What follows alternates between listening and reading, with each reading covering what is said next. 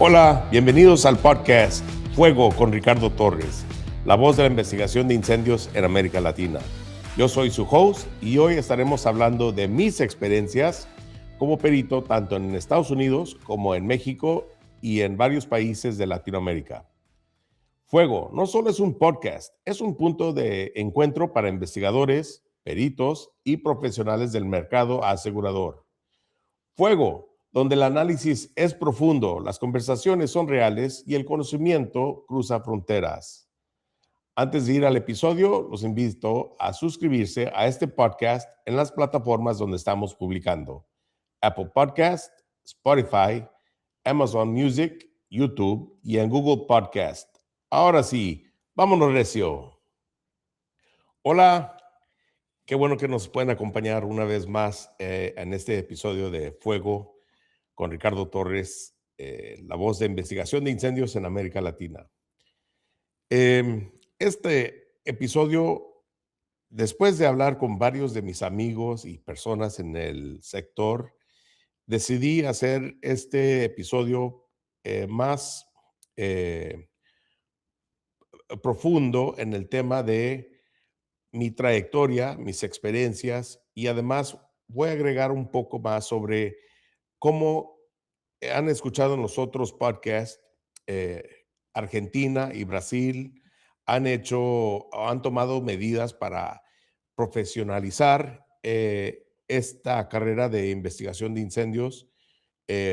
No solamente ellos, sino también muchos otros países lo están haciendo. Y de hecho, creo que es muy importante que todos nosotros tengamos esa visión completa de qué es lo que se debe de cumplir, eh, hablando no solamente eh, técnicamente de una institución como ustedes saben, muchos de los peritos en diferentes países pueden ser ingenieros, pueden ser que tengan una carrera muy distinta en otras carreras que estén o no estén relacionadas con la investigación de incendio.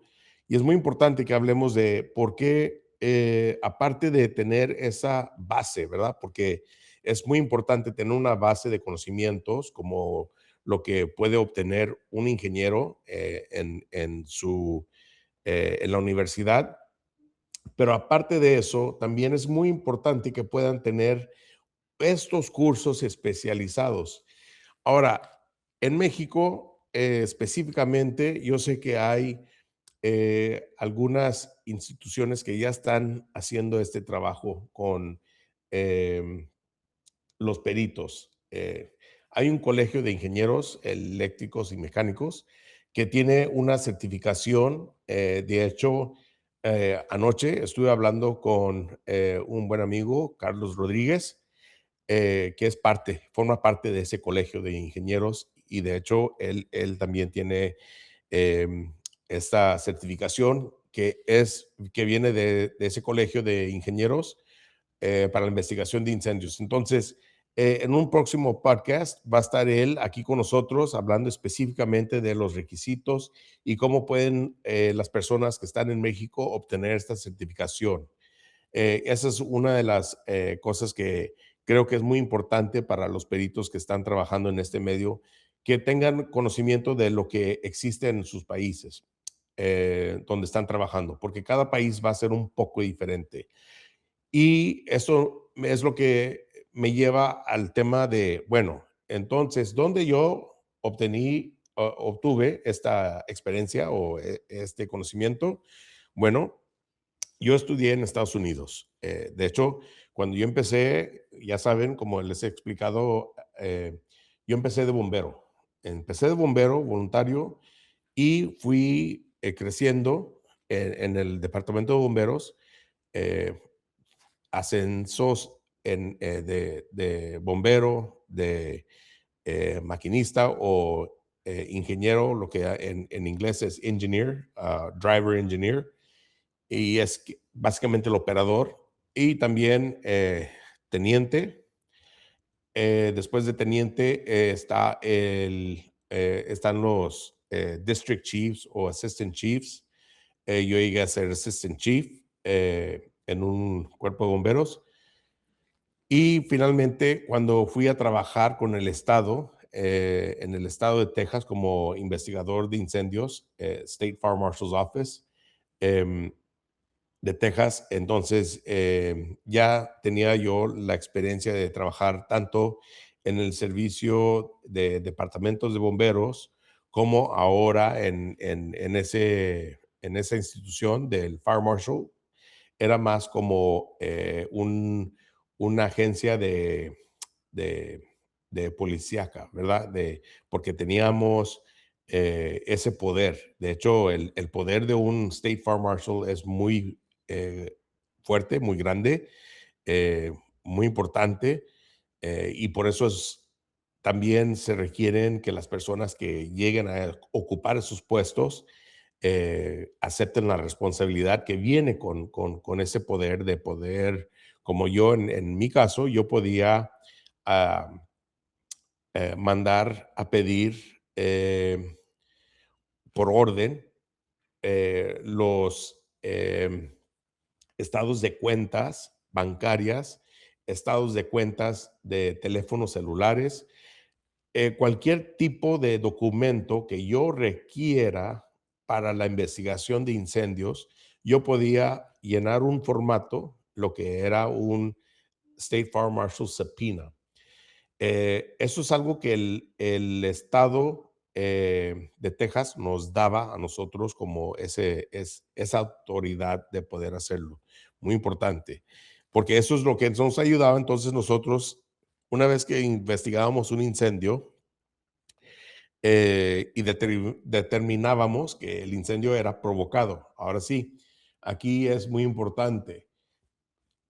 Un incendio se tiene que determinar la causa primero, el origen y la causa, obviamente, pero la causa es donde allí se puede ir por una de dos caminos.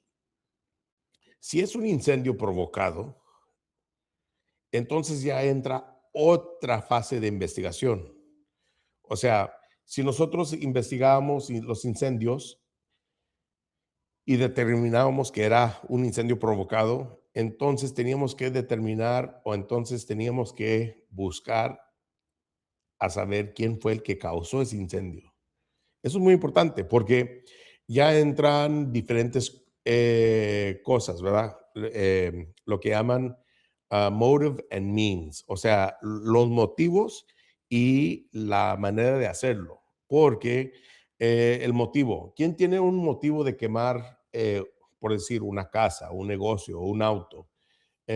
Bueno, pues obviamente la persona que tenga algún beneficio de eso, o si es por tratar de cobrar un seguro, ¿verdad? Defraudar una aseguradora.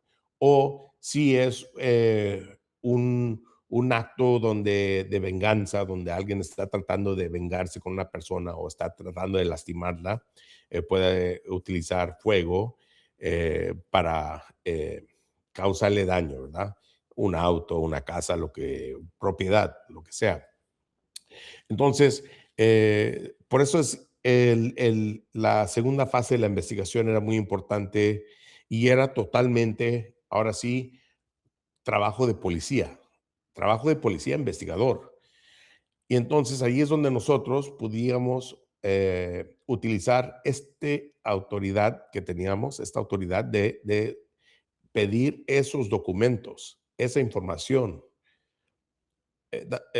cuentas bancarias, teléfonos, ¿verdad? Cosas así por el estilo que nos pueden ayudar a saber si efectivamente estaban teniendo problemas con financieros o si existía algo más allí que quizás esa información nos iba a dar eh, el, las evidencias de los motivos que pudiera haber tenido, ¿verdad? Me recuerdo un incendio donde eh, una pareja que mandó a quemar su casa, bueno, el esposo quemó la casa Y como lo hizo era muy como, bueno, en inglés hay un dicho, ¿verdad? A little is good, a lot is better. Si un poquito es bueno, mm, más es mejor.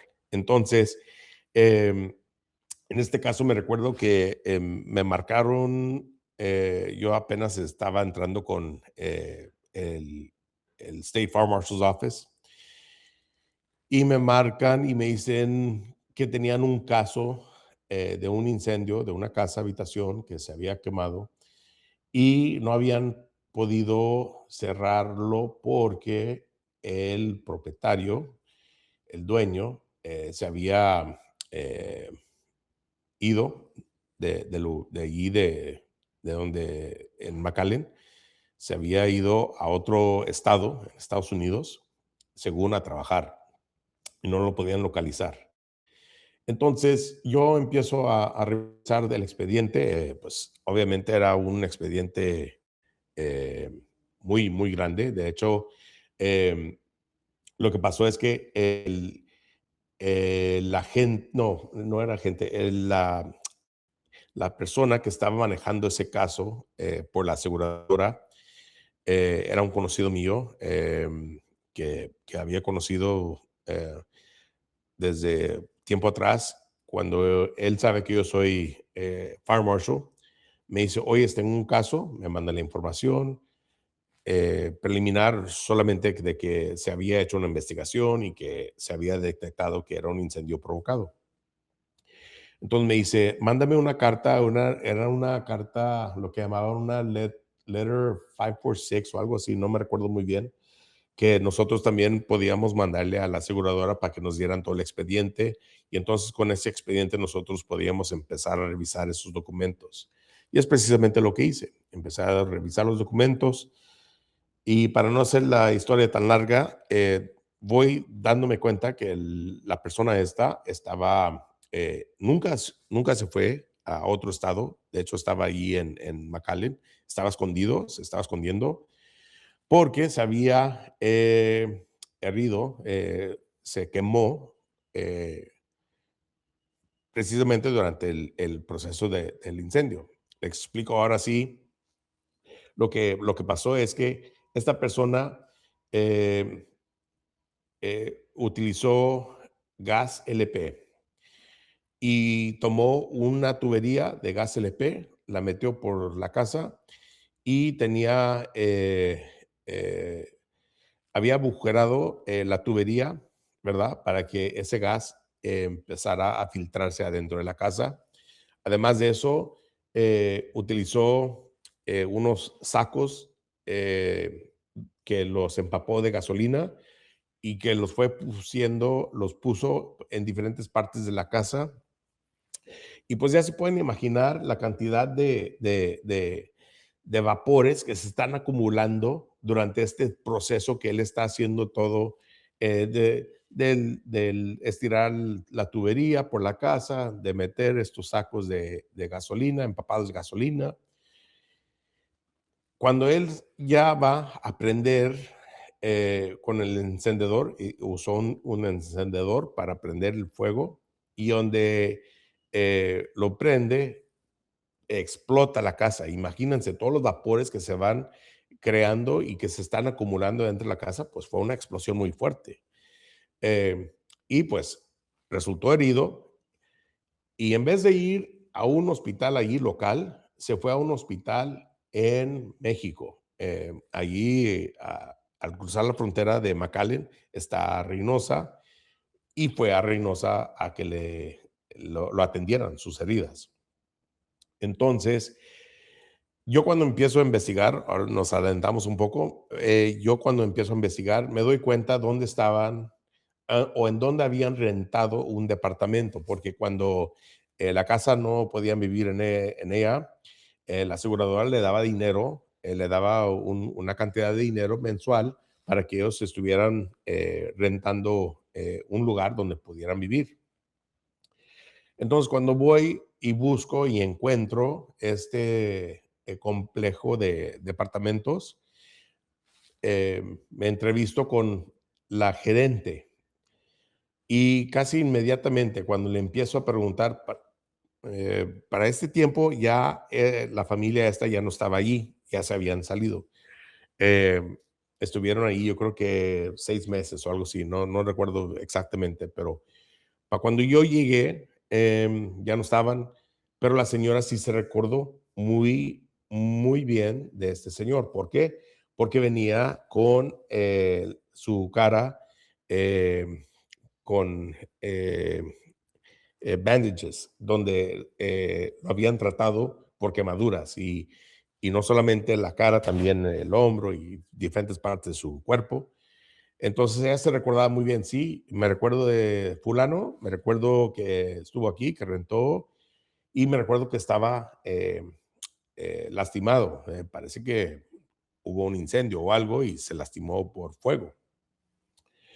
Entonces, con eso yo ya tenía, bueno, esta persona posiblemente está relacionado con el incendio, ¿verdad? Eh, Empiezo a buscar ahora sí, voy a donde estaba la casa que se quemó y empiezo a hablar con vecinos. Y encuentro a una vecina que tenía información muy buena, de hecho. La información era de que la señora esta que vivía allí en la casa tenía un cuadro de La Última Cena muy bonito, muy caro, si recuerdo bien, que lo había sacado y yo creo que lo tenía un pariente de la señora esta, lo tenía guardado. Entonces, eso es otra de los red flags que normalmente hablamos nosotros en los investigadores cuando hablamos de que, bueno, hay una banderita roja de que había problemas, no podían pagar, lo que tú quieras, pero en este caso, remover cosas de valor antes de un incendio puede ser una red flag y es lo que teníamos en ese momento. Ahora, ¿qué pasa? Eh, Encuentro a la señora y la entrevisto y la llevo a la oficina, me siento con ella, la empiezo a entrevistar y finalmente me dice, sí, eh, mi esposo en aquel tiempo, porque yo creo que en ese momento ya estaban separados, eh, hizo esto y esto y esto. Me dijo todo, me contó toda la historia. Listo. Entonces, yo con eso ya tengo suficiente información para obtener una orden de arresto contra el señor. También para la señora, pero como me estaba dando esa información, no le pusimos cargos a ella en ese momento, sino simplemente obtuvimos la orden de arresto para el esposo. Lo voy, ya me hice la señora donde este señor se estaba quedando con su nueva novia. Voy, lo encuentro y ahí lo agarro y me lo llevo a la estación, y al condado, donde lo procesaron por el delito eh, del arson, que era provocar un incendio. Entonces le pusimos cargos de arson, securing a document by deception, que es lo que cuando él firmó los documentos de la reclamación, él estuvo, inició un proceso que sabía que era de fraude y pues también el cargo de fraude por defraudar a la aseguradora, porque para ese tiempo ya la aseguradora le había pagado por los daños de la casa. Bueno, le pagó todas las comidas, la renta del departamento y ropa y cosas así por el estilo. Y ese es otro punto. De hecho, cuando estaba yo revisando el expediente, a mí lo que me llamó la atención era una familia de tres. Era el señor, la señora y una hija. Em, no, perdón, era el señor, la señora y dos hijas, dos hijas. Eh, entonces yo veía que en los recibos que estaban ellos metiendo a la aseguradora, para el reembolso de las comidas, siempre veía que había 4 comidas y se supone que este persona no estaba con ellos, entonces deberían haber sido 3 comidas, no 4 comidas. Por ejemplo, si iba a comer en un restaurante como un Burger King, ¿verdad? Eh, en vez de solamente estar 3 combos, siempre había 4. Y no solamente en Burger King, había varios instantes donde yo veía que habían 4 personas que habían pagado o 4 comidas que se habían pagado. Y eso es lo que me llevó a mí entonces a ver, no, este señor no está allá, en otro estado. Pues ya, finalmente lo pude arrestar. A la señora también, si recuerdo bien, no le pusieron cargos finalmente porque estaba ella dispuesta a eh, testificar en contra de su esposo, en este caso, que finalmente, cuando fue adjudicado el caso, simplemente no lo condenaron a la cárcel, sino simplemente tuvo que pagar restitución a la aseguradora por el dinero que ya habían pagado. Entonces, esa es una de varias historias y lo que voy a hacer durante este podcast es hablar de los diferentes casos que yo vi que fueron muy interesantes y que fueron especialmente, eh, ¿cómo se dice? Eran casos que te dan una experiencia que tú a lo mejor lo dices, y yo he contado esta historia varias veces a las personas que me conocen, y siempre me dicen, oye, es muy interesante cómo es que las personas piensan. Y yo siempre les digo, sí, es que aquí hay que entender la mente humana. Y si ustedes estudiaron, yo estudié criminología, criminal justice en Estados Unidos, y cuando estudié esa parte, obviamente, las personas, parte del currículum ese es hablar de cómo las personas actúan o por qué actúan o por qué reaccionan de diferentes maneras. Y era algo que sí yo aprendí durante mis estudios y también después cuando trabajé con el State Farm Marshal's Office, con los colegas que me enseñaron, mis mentores, era de que tenías que pensar como un criminal para agarrar a un criminal. Entonces, ese es algo que no necesariamente tienes que actuar como un criminal, es simplemente entender el proceso de cómo están pensando las cosas. Y en este caso, me recuerdo que pues estas personas tenían este tema de financiero donde se les hizo fácil quemar la casa y cobrar el seguro. Eh, eso es parte de lo que pude hacer yo como perito, investigador de incendios. Y como hemos platicado tanto con Brasil como Argentina, ¿verdad? Hay dos instituciones allí, bomberos determinan la causa y la institución de criminalística o de la autoridad son los que hacen el seguimiento para determinar quién fue responsable y ellos son los que les ponen los cargos.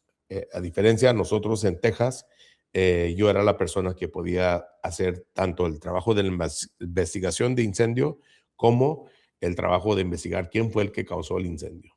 Entonces, esa es una experiencia que tuve en otros episodios más adelante. Vamos a contar de otros casos también, porque creo que es muy importante. Ahora, regresando al tema de las certificaciones o la preparación, ¿verdad? Cuando yo empecé a hacer esto, eh, yo les he comentado a mucha gente y les digo, lo que yo aprendí al inicio fue en 1996, el curso que yo tomé para aprender cómo investigar incendios era un curso de, si mal no recuerdo, 160 horas con prácticas y eventualmente lo que yo aprendí en aquel tiempo Si ustedes recuerdan, o, los que nos saben del tema este, en 1992 es cuando se salió la primera versión del NFPA 921. Si ustedes son investigadores de incendio, deben de conocer este documento, ¿verdad? Porque es casi la Biblia para los investigadores de incendio. Y esta edición del 92 era muy, bueno, el libro era muy básico, muy pequeño, ¿verdad? No tenía tantas hojas, me recuerdo de eso. Y finalmente se fue revisando y ampliando y ahora la última versión son, no sé, unas 600, 700 páginas o más, 800. No recuerdo exactamente, pero sí ha aumentado mucho la información que está. El comité que eh, se junta y hacen todas esas revisiones cada 3 años también juegan un papel muy importante. Allí entran no solamente investigadores de incendios, sino también policías, también entran eh, abogados, entran personas de diferentes ramos y son los que van formalizando el proceso de cómo se debe hacer una investigación, ¿verdad? Hay varios documentos, la NFPA 921, la NFPA 1033, que es el estándar para las cualificaciones para un investigador de incendios. Y allí es donde viene toda la información de qué es lo que debe de realizar un investigador de incendios cuando está investigando un incendio. Ahí vienen todos los job performance requirements, ¿verdad? Los requisitos de lo que deben de estar haciendo de trabajo. Entonces, ahí habla de cómo se debe hacer las entrevistas, de cómo se debe hacer la excavación, cómo se debe hacer la documentación, cómo se debe hacer la reconstrucción, cualquier tipo de análisis después, ya sea en laboratorio. Y finalmente también habla de cómo se deben de preparar los informes, los reportes dictámenes que están emitiendo los peritos. Y pues últimamente también hay un nuevo documento que también está relacionado con la investigación de incendios y es la NFPA 1321 que habla de eh, el estándar para las unidades de investigación de incendios, eh, Standard for Fire Investigation Units. Muy importante este también, porque ahí ya viene un documento donde habla de qué es la recomendación o qué es lo que debemos de estar haciendo nosotros como peritos cuando formamos parte de un equipo. Y si ustedes han escuchado los podcasts, se han dado cuenta de que nuestros colegas en Brasil y en Argentina trabajan en equipo. Y eso es lo que yo siempre he visto como la mejor manera de hacer este trabajo es trabajar en equipo. Ya se pueden imaginar trabajar un incendio de 10,000 metros cuadrados, el tiempo que se debe de llevar para poder documentar, simplemente para poder documentar esa escena, ¿verdad? Es de días. Entonces, una persona sola es imposible, no va a ser eficiente y se pueden perder algunas cosas. Por eso es muy importante y creo que esta literatura también nos da los documentos o la información para poder nosotros poder hacer este trabajo de la mejor manera. Y obviamente ya sea si es una institución, si es un cuerpo de bomberos, si es una agencia pública o privadas, ¿verdad? Eh, como la empresa de nosotros, de hecho, bueno, ya para cuando salga este episodio, eh, eh, el nombre de Fee Global va a cambiar a Torres Fire. Muy importante, Torres Fire. Me recuerdo que mi papá tenía su propia empresa en un momento y era Torres Aluminum Welding. Muy simple, ¿verdad? Y eh, self-explanatory, ¿verdad? Habla de qué es lo que hacía. Mi papá era un soldador de aluminio y pues el nombre de su empresa era Torres Aluminum Welding. Y de allí nació la idea de, bueno, pues nosotros, mínimo yo, y nuestro equipo, somos investigadores y para rendirle homenaje a mi familia, a mi papá y a todas las personas que vienen antes de mí, el nombre de Torres es muy importante y por eso decidí ponerle y cambiar el nombre comercial de Fee Global a Torres Fire. Y pues eso es lo que tenemos por ahora, por este episodio. De nuevo, les quiero agradecer a todos ustedes por estar con nosotros, escucharnos. Los invito a que sigan este podcast, los otros podcasts que ya les había mencionado. Hay uno de muy bueno en inglés que maneja Scott Coleman y Chastity Owens desde Estados Unidos, desde California. Los invito a que sigan escuchando ese podcast porque también ellos hacen mucho para demostrar técnicamente cómo se hacen las investigaciones y es muy importante que tengamos eh, mm, perspectivas de diferentes personas que están en esto. Y pues Scott es de mi edad también, tiene yo creo que también los mismos años que yo investigando incendios y esta Chastity tiene yo creo que son 7 años investigando. Entonces, una mente nueva. Si en Torres Fire nosotros tenemos varios investigadores que son eh, de 40 años, de 30 años, y tengo uno que acaba de entrar que tiene 25 años.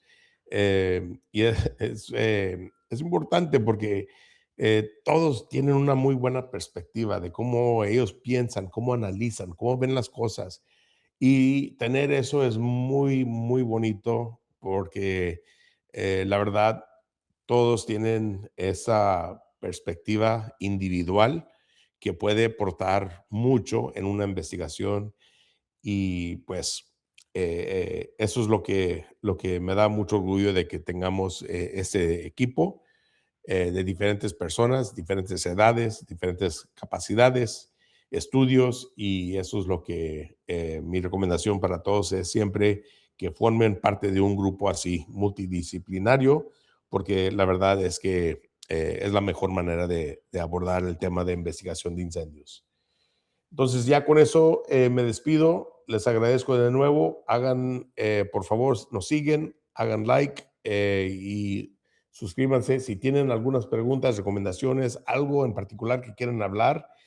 A mí me han preguntado que de un podcast de los 43 de Ayotzinapa, ya saben que yo formé parte del grupo de expertos que estuvo revisando ese tema y la verdad es que sí, estoy preparando un podcast con la doctora Elaine Pope, que vamos a estar publicando en el futuro cercano, donde ella va a estar hablando de si es posible o no quemar un cuerpo humano utilizando materiales combustibles normales, lo que se encontraba en el basurero. Em, También vamos a hablar con otros investigadores que han trabajado, que yo he trabajado con ellos en diferentes tipos de siniestros. Específicamente, David Harlow, que trabaja, bueno, ya está jubilado, pero yo y él trabajamos una explosión en Colombia muy interesante, de hecho, de unos buques que hubo una explosión. Entonces, él es también una de- uno de los episodios que vamos a tener ahora en el futuro.